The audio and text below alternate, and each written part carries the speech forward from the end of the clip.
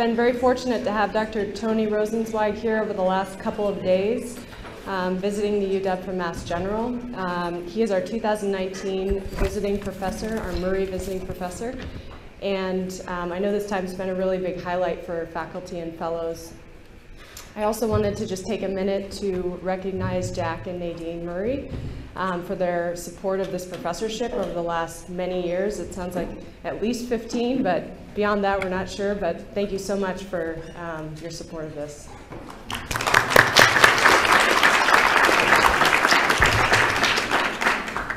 So Dr. Rosenzweig completed his training in internal medicine at cardiology at Mass General, followed by a postdoc fellowship in cardiovascular genetics at Harvard, and then a second postdoc fellowship in experimental pathology and vascular biology at the Brigham. Since then, he's had an incredible and productive research career predominantly focused on identifying novel mechanisms and targets in heart failure. He's also been a dedicated mentor, supervising many fellows over the years and helping many to become successful physician scientists. We were able to see this mentorship in action yesterday as several of our young UW faculty presented their research, and he provided feedback and encouragement and suggestions. Dr. Rosenzweig now serves as the Chief and Director of Research for the Cardiology Division at Mass General, and he gave us a fantastic lecture yesterday at Medical Grand Rounds on aging and heart failure, and today we will hear from him, as you can see, about his perspective on exercise and heart failure. Thank you, Dr. Rosenzweig, for taking time from your schedule to teach and mentor us over the last few days. Please join me in welcoming Dr. Rosenzweig.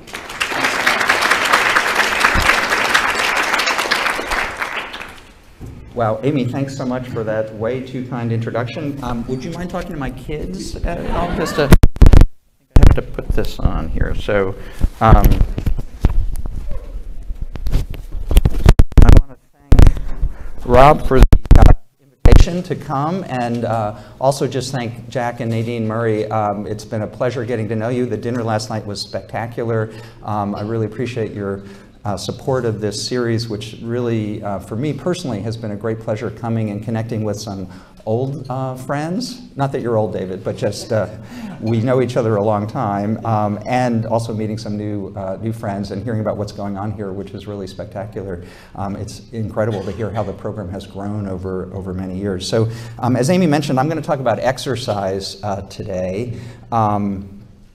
And I think this really arose from an epiphany some years ago where I sort of was struck that in some ways we understand much more about what goes wrong in diseased hearts than what keeps a heart healthy. And we started to wonder whether we might use the exercised heart as a model of a healthy heart, and whether we could learn something from that might help us either prevent or treat heart disease. So just to start, these are my disclosures, which haven't changed since yesterday, I would say. None of these are particularly relevant to the current topic. I've tried to patent exercise. It hasn't been successful. I should say I am somewhat biased because I do enjoy exercising, but that's maybe counteracted because I'm not actually good at any of these things. So, so tempered that with a grain of salt. So again, as Amy mentioned, most of the lab has been focused for many years on understanding heart failure, and we talked a little bit about this yesterday. I won't belabor it, but heart failure is an enormous, as you all know, and growing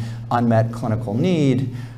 This just showing the survival curves from a little bit more than a dozen years ago from the Mayo Clinic after you came into the hospital with an incident hospitalization for heart failure over the ensuing 5 years, and showing that there was at that time a less than 40% survival rate, whether you came in with heart failure with a reduced ejection fraction, the classic pump failure, or heart failure with preserved ejection fraction, which again at the time was I think a surprise. And we were just talking, obviously we have a handful of drugs that have been proven to improve outcome in patients with heart failure and reduced ejection fraction, but it's really only a handful. And if you think about the number of agents that we have to treat hypertension or hypercholesterolemia or cancer, it really is, the number we have for heart failure is really dwarfed. Until Entresto, really, there hadn't been a conceptually new drug in over a dozen years. And for about half of the heart failure we see, so heart failure with preserved ejection fraction, no drug has met its primary endpoint. So there are no proven drug interventions that improve clinical outcomes in about half the patients we see, and some would argue that's an increasing percentage of heart failure as the populations age and we see more cardiometabolic disease.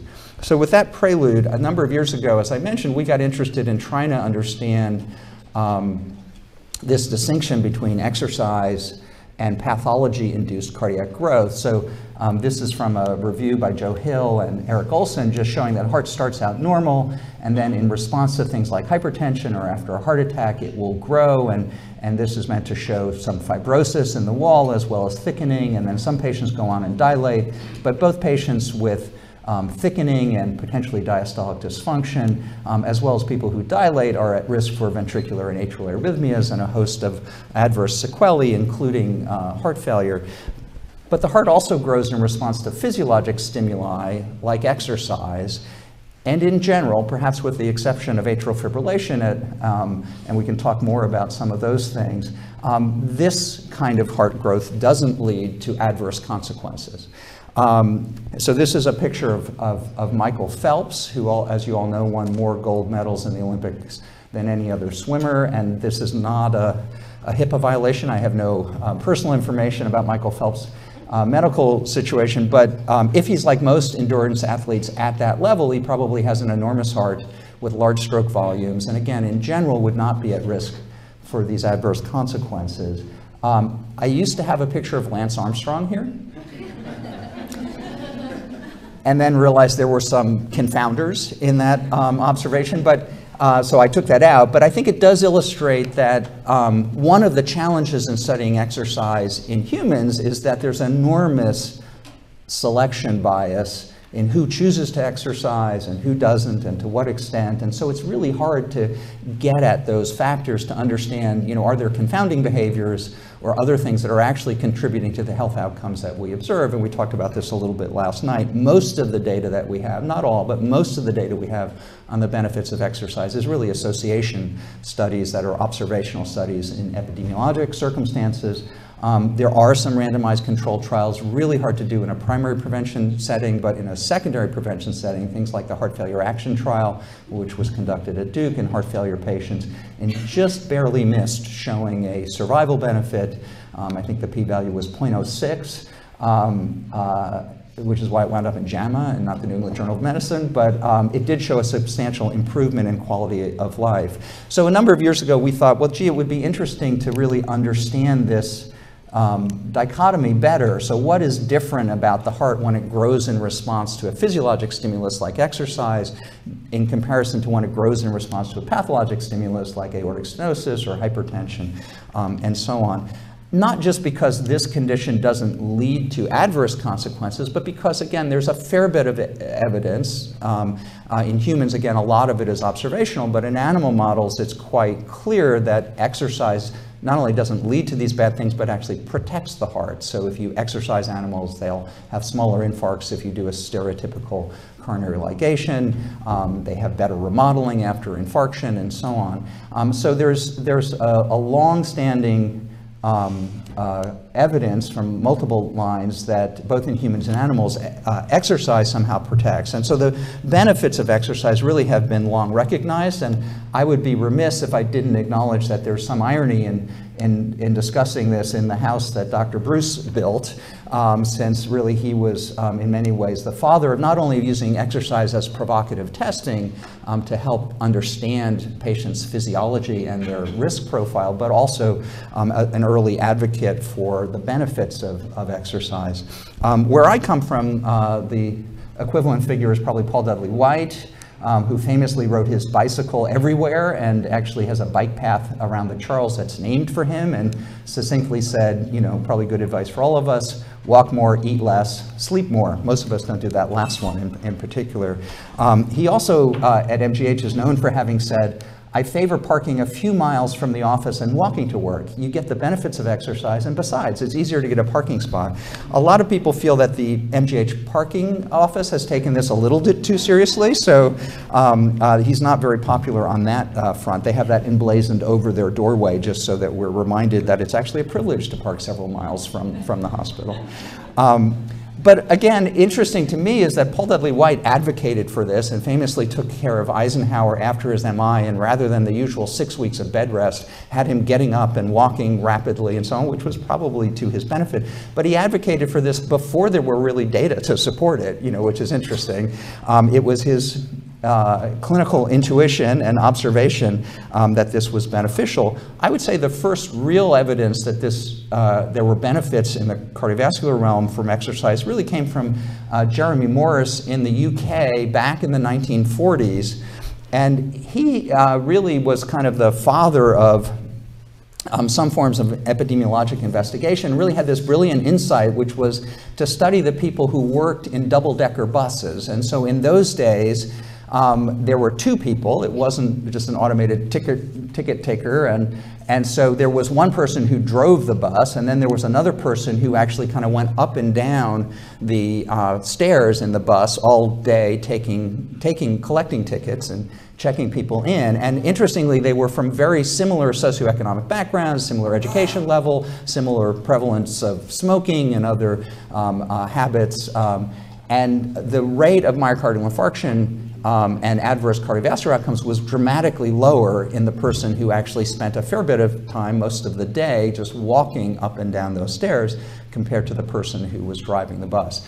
Not sure that that took into account the stress of driving in London traffic, so that could be another confounder, although he did a subsequent study in mail carriers, which essentially showed the same thing. If you drove the mail truck, you did much worse than people who actually walked the route.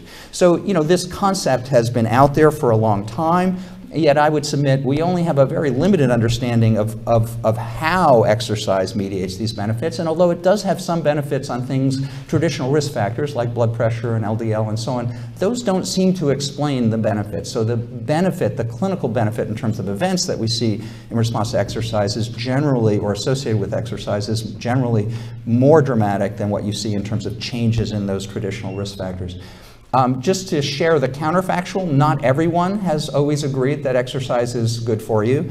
And there are concerns we could talk about at the end if people are interested in what happens with extreme exercise. And I would just say that many more people in the United States especially die from too little exercise than too much exercise. So that's not really a big public health concern. But this is kind of a famous study years ago where they pointed out that the number of heartbeats calculated in different species, I think there were something like 15 different species they looked at, is remarkably constant. So somewhere in the 1 to 3 billion heartbeats in the lifetime of an animal. And so some people have kind of perverted this observation to say, well, so you only get a certain number of heartbeats, so I don't want to use them up exercising. And I would just point out that if you go back to this original study, they actually were using resting heart rate and calculating the lifetime heartbeats. They were not actually measuring the number of heartbeats. And so if exercise lowers your resting heart rate, which it generally does, you could still argue that would be good. But this concept that you get a certain amount of heartbeats to spend, has more recently had an iteration picked up by our president, who has said the human body is like a battery with a finite amount of energy, and exercise only depletes this. So, just to share, there are obviously two perspectives to every issue. I would say the bulk of the evidence actually suggests that exercise is beneficial, but we could talk about that more at the end. So I think when we started these studies, we really had sort of several fundamental questions. And the most obvious one is, is exercise really different from these pathologic stimuli, or is it just a quantitative difference? So obviously, if you have aortic stenosis, it's there 24 hours a day, 7 days a week, and your heart never gets a chance to recover from that. Whereas even if you're Michael Phelps and you exercise 6 hours a day, you still have 18 hours a day to recover. And so maybe it's really just the dose of this kind of stress that we put the heart through rather than a fundamental difference in the pathways or the mechanisms involved. And then, the second question we had is, obviously exercise does lots of, excuse me, lots of systemic things. So it changes your skeletal muscle, it changes your vasculature, it changes your metabolism, all of which have benefits.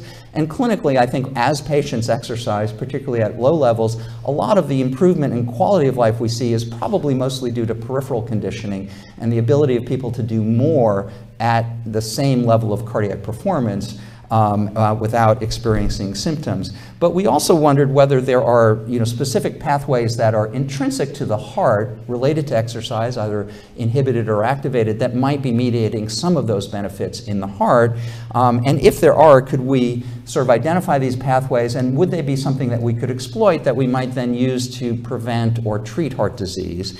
And I think when we started this, it wasn't at all clear that these pathways would be something that would help prevent heart disease. It could be that they do have beneficial effects on the heart but are completely unrelated to what happens in heart disease and therefore might not have benefits. So to make a long story short and kind of summarize a lot of postdoctoral lives and effort, we set out trying to just first catalog what are the differences between these different states. And so just to summarize a lot of lessons from different kinds of genome-wide analyses, whether looking at RNA, which I'll talk more about today, or protein, or post-translational modifications of protein, I think there were really three themes that emerged from this, which I thought were most interesting. Of course, to get started, all you need is tissue from a series of elite athletes. And perhaps from a pathologic state to compare. And we were disappointed initially that multiple entreaties to Michael Phelps and other people went unanswered. They seemed really not at all dedicated to advancing science. He had no interest in donating part of his heart to these studies. And so we turned to a different group of elite athletes, shown here. They don't actually get little floaties, but Nina Mann, who was the medical student working on these studies at the time, found this picture and thought it was cute. But we do swim them in a kind of Michael Phelps-esque protocol. So we have a very fancy tub that we got from Target for about $4.98. And you have to make sure the temperature is okay. Mice are not natural swimmers, so you do have to train them. And so you'll see some of them are either smarter or lazier than the others and will cling to the thermometer. Those are not the ones we're interested in. You also have to have a really good lifeguard. Otherwise, the swimming model turns into a drowning model, which is potentially interesting, but not the topic that we were studying. And so in the early days, we started using this model because we actually thought that we would have to have something like this intense enough to really bring out some of these phenotypes. It turns out more recently, I don't think that's the case. But we start the mice out, and there she is rescuing, that's Nina, our lifeguard, rescuing one of the mice that didn't swim so well. And we compared these to the pathologic situation, which we model just by constricting the aorta. And so we wind up creating a sort of pseudo-aortic stenosis model, although acknowledging it comes on suddenly. So we start them out 10 minutes twice a day, and then we advance that by 10 minutes every day, so that by the end of a couple of weeks, they're swimming 3 hours a day. So the first thing is this is not like going for a walk a couple of times a week. This is a pretty intense exercise regimen. But as I alluded to, we've subsequently expanded to other models, and so it does turn out that mice are natural runners. So if you just give them a wheel in their cages, they will run about 5 or 7 kilometers a night. Just allowed to do this, or obviously nocturnal. And so this we now use predominantly, partly because it's a much less stressful experience for the mice. It is a little bit humiliating because they run about as much as I do and they're quicker than I am. So, but nonetheless, so everything I'm going to show you are things that we found not only in the swimming model but in these other models. And so the 3 lessons that I thought were particularly interesting in this context are first off that when we looked at the profiles, and this has been a recurring theme no matter which technology we use to look at these profiles, they're almost completely distinct. So a recurring theme in my lab is that I'm often wrong, and I thought we would find some common pathways that were growth pathways, and then a few things that distinguish the physiologic from the pathologic state. In fact, it's not like that at all, and I'm not going to show the primary data because they've all been published, but basically there's almost no overlap between the pathways and genes that are changed in exercise and those that are changed in pathologic states. And that's even at really early states, so even like a week or two into these models, when the hearts look identical. So I'm not talking about late when, I mean, it's also true there, but when the animals start to develop heart failure after aortic banding and so on, when there's lots of cell death and fibrosis, of course things are different then. But if you just look at 2 weeks, when the hearts have grown to the same extent, there's no fibrosis or dysfunction, and capillary density is similar, there are these dramatic differences. And in fact, the only pathways almost, any time that we look with different technologies, there are a couple of exceptions, but mostly the pathways that change in both models change in opposite directions. So on one hand, this sort of analysis can't really answer the philosophical question, but at least in my mind, it pushes us much more toward a model that from a really early stage, the underlying molecular mechanisms behind these two kinds of growth are fundamentally different, really early. So something about the stimulus and the way the heart responds to that sends them off on completely different paths. And so maybe that's a clue as to why things wind up in different outcomes that are so dramatically divergent. And then the second thing, which was not one of our a priori hypotheses, and obviously people here, Rob has had a longstanding interest in cell cycle progression and proliferation and how this plays out in the heart, and Chuck Murray has done obviously seminal work looking at the ability to add stem cells back to the heart. This was not something we were focused on, but came out of the data that a lot of the pathways, no matter which form of profiling we used, were related to cell cycle progression and cell proliferation. And so that raised the hypothesis anyway that maybe exercise could drive those processes in the heart, and I'll come back and talk a little bit more about that. And then lastly, and probably the most important thing that I think came out of this was that in virtually every case where we or other people have looked at what the functional consequences of these pathways might be, if you find a pathway that's functionally important in the heart's response to exercise, and you mimic the change you see in exercise, you protect against pathologic stress.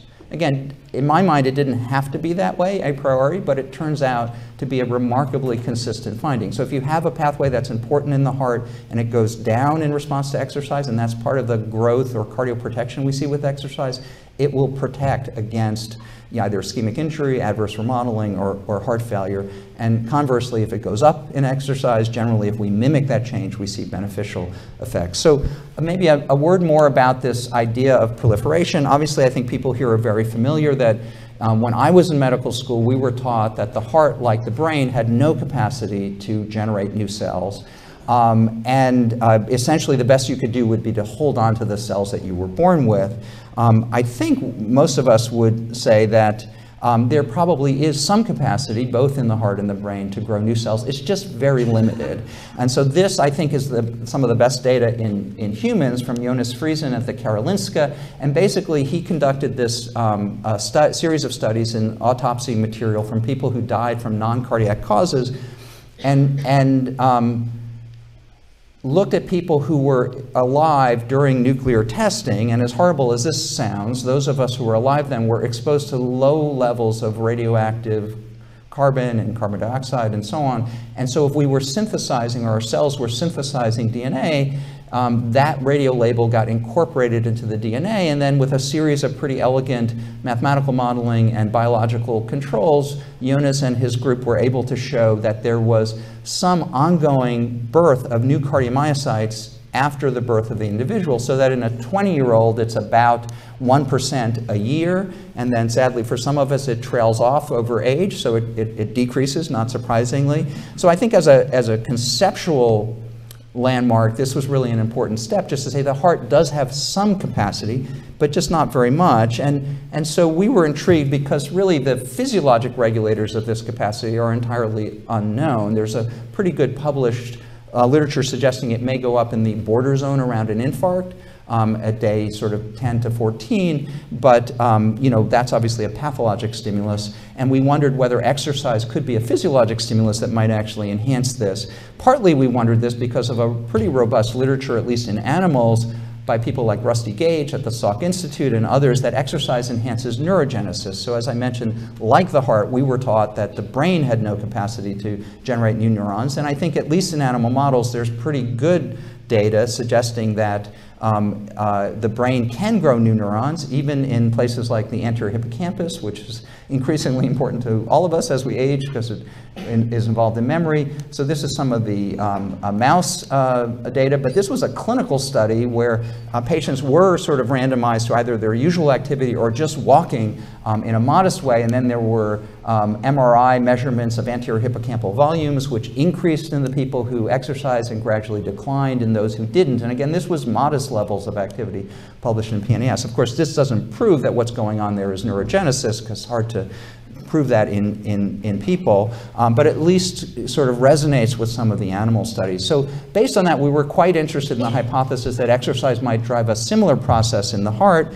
And so many of you know that Rich Lee some years ago had a beautiful paper in Nature where he used a mass spec-based technology that's kind of analogous to what Jonas Friesen did, but rather than using radioactive isotopes, he used stable isotopes. So using N15 rather than the usual N14 thymidine spiked into either what the animals ate or into infused with an osmotic mini pump, he was able to show that mice similarly have a shockingly similar rate of birth of new cardiomyocytes. So about 1% a year of the cardiomyocytes in the heart are born in a young adult healthy mouse. Again, it declines with age. It's higher at younger ages. And then does go up in the border zone around an infarct. So again, at least in animal models, there's also a similar baseline capacity. And so then in collaboration with Rich, we looked in exercise, and because nobody wanted to be a lifeguard for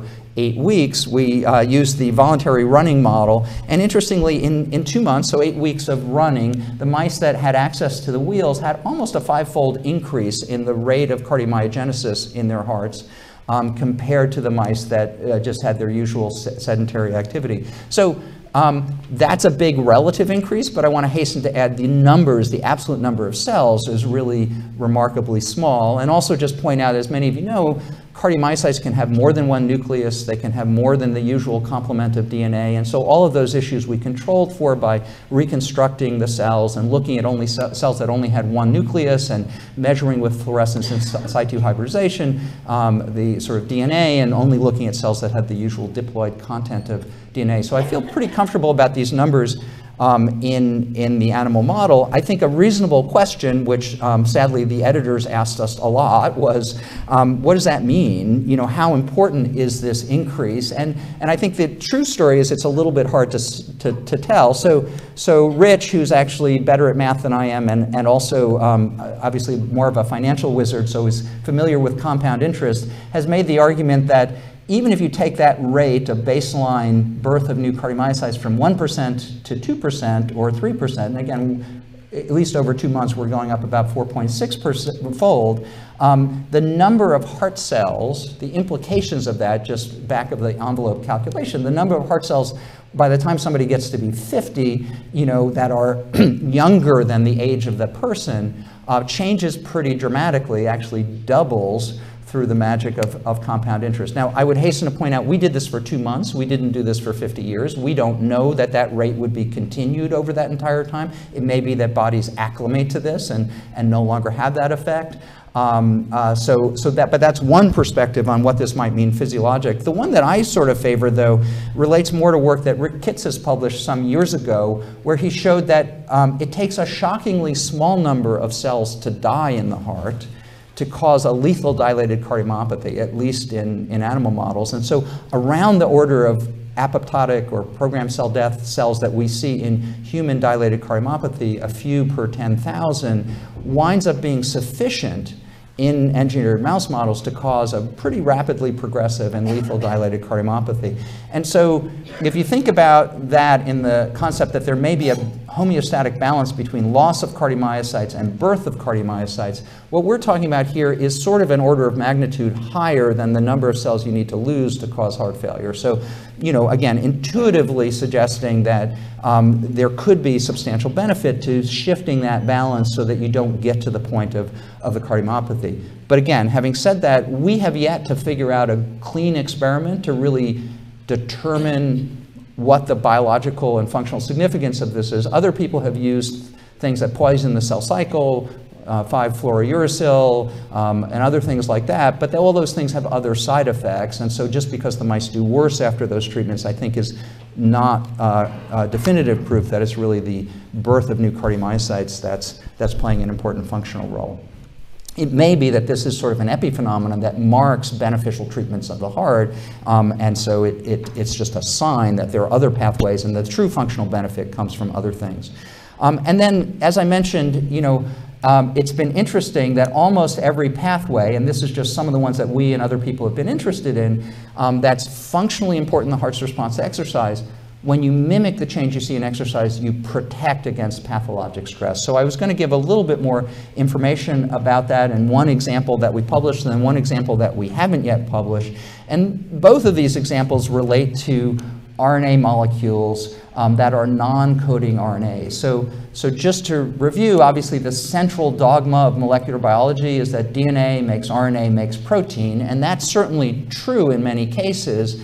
But that only accounts for about 1.5% of the DNA that's in your 3 billion base pairs of DNA. So there's a lot of what we used to call dark matter, junk DNA, other things that we now recognize has important functional consequences, and probably about 80% of that DNA is actually transcribed, meaning made into different kinds of RNA molecules. But those RNA molecules don't code for protein, so they don't make protein. So what are those things doing? And again, there are a lot of different classes of RNA. A lot of the mass are things like ribosomal RNA and transfer RNAs. But two classes that we're particularly interested in are microRNAs, so small bits of RNA, and then long non-coding RNAs. So microRNAs were about 20 to 22 nucleotides. The Nobel Prize in 2006 was awarded to Craig Mello and Andrew Fire for discovering these small interfering RNAs. And mostly what they do, although there are a couple of exceptions, is to bind to those messenger RNAs and interfere with gene expression. So usually they target genes and reduce gene expression. Eric Olson's work and other people have shown that these are really important in cardiac development and in disease. And they're also very highly conserved. So the set of microRNAs is really remarkably conserved all the way down, not only to mice, but recently we've been working on pythons, and they're remarkably conserved all the way down there. So they're kind of interesting. So they're master regulators of gene expression profiles. They're small and potentially of interest in the heart because they play a role in disease models. And then the other class of RNA that we've been interested in recently are what are called long non-coding RNAs, and these are generally greater than 200 nucleotides. They're much more variable, and we'll talk more about this in terms of what they do. They can regulate local transcription in the genome. They bind to proteins. They bind to microRNAs and sort of act as a sponge to interfere with the microRNA functions in general. Some of them have been found, actually Eric Olson's work and others, to actually not be truly non-coding. They actually have tiny little peptides that they encode that have functional effects. And they're generally much less well conserved. So you have to be a little careful when you study these in animal models to see, does this relate to humans? One of the things that's particularly interesting about both of these classes is that to some extent, these are really not only act within cells, but they're released from cells in these little exosomes that can transit to other cells and communicate and change the biology of other cells. So Soumya Das, one of our collaborators and colleagues, has called these little intercellular tweets that are sent out from one cell to send a message to another one. So a number of years ago, we decided to look at what happens to microRNAs in response to exercise. And so we did an experiment where we compared that swimming model to the running model and found 40 microRNAs that were changed concordantly in the same direction in both models. Both of these models protect the heart, so we thought it would be interesting to see what was robustly seen in both of the models. I've got to say the lab these days has a host of people who are either devout runners or devout swimmers, and so the swimmers all thought, no, we should just focus on the swimming ones. Those 15 are the interesting ones. The runners all said these were the important ones. Anyway, we started with the ones that we saw in both models.